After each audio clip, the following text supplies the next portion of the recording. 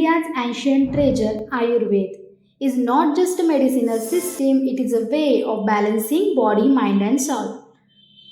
आज हम बात करेंगे एक फैसिनेटिंग और पावरफुल थेरेपी की, लिच थेरेपी की, जिसे आयुर्वेद में जलोकावचरण कहते हैं।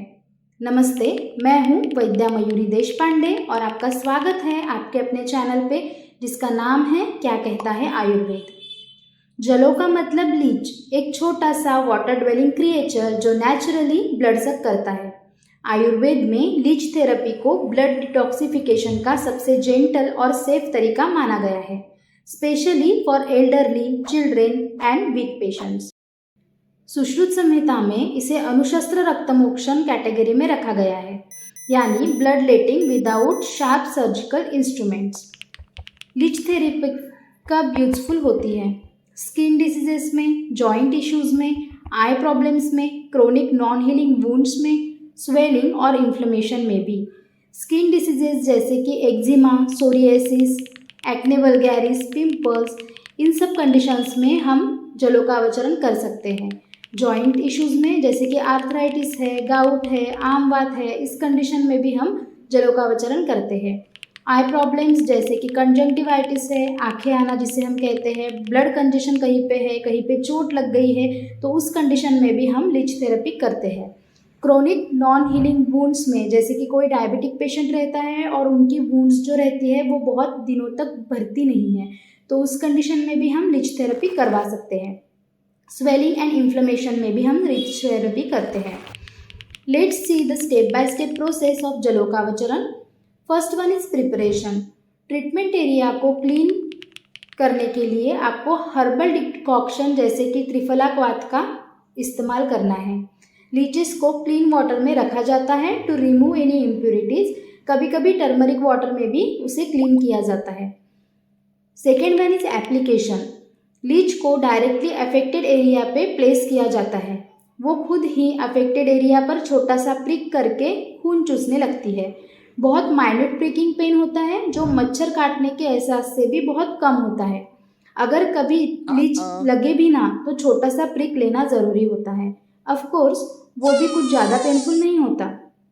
ड्यूरेशन यूजुअली 20 से 45 मिनट में लीच का मिडल पोर्शन स्वेल हो जाता है, मतलब बड़ा हो जाता है और वो नेचुरली डिटैच हो जाती है। अगर कोई कंडीशन में वो निकल नहीं रही है तो आप वहाँ पे हल्दी डाल सकते हो जिससे वो जल्दी से छूट जाती है। Fourth one is removal and cleansing. Leech को जेंटली रिमूव करके टर्मरिक वाटर में रखा जाता है, so it releases the ingested blood. फिर फ्रेश वाटर में रिंस करके स्टोर किया जाता है। जब भी आप टर्मरिक वाटर में लीच को डालते हो तो वो उसने जो भी खून चूसा है वो उलट देती है। Fifth one is after care. Bite area पे टर्मरिक पेस्ट, हनी या त्रिफला पेस्ट लगाया जाता है और ज़रूरत पड़ने पर बैंडेज भी किया जाता है। मॉडर्न रिसर्च ने प्रूव किया है कि लीच की सलाइवा में बहुत सारे मेडिसिनल कंपाउंड होते हैं। फर्स्ट वन इज हिरुडिन जो ब्लड क्लॉटिंग को प्रिवेंट करता है।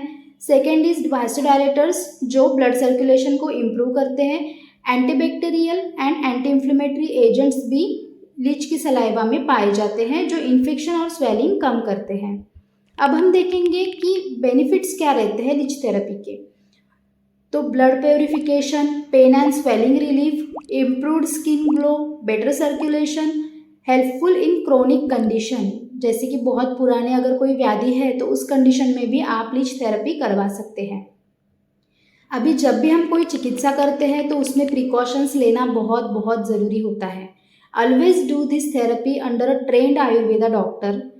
तो ब्लीडिंग डिसऑर्डर्स भी है तो उस कंडीशन में भी आपको आपके डॉक्टर की सलाह के सिवा ये थेरेपी नहीं करवानी है। Reuse of leech only after proper cleansing and quarantine. मतलब जब भी हम लीच थेरेपी करते हैं तो वो लीच को हम 7 से 8 दिन तक किसी को लगाते नहीं हैं ताकि वो खुद से क्लींज हो जाए और उसमें क्वारंटीन हो जाए और उसके बाद ही वो हम लीच यूज कर सकते हैं। लीच थेरेपी सिर्फ एक ट्रीटमेंट नहीं, it is a natural art of restoring harmony between your body and nature.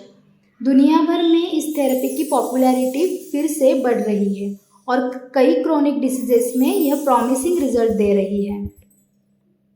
अगर आप ये वीडियो इंफॉर्मेटिव समझते हैं तो इसे शेयर करें और आयुर्वेदा के इस एंशिएंट विजडम को दुनिया तक पहुंचाने में मदद करें।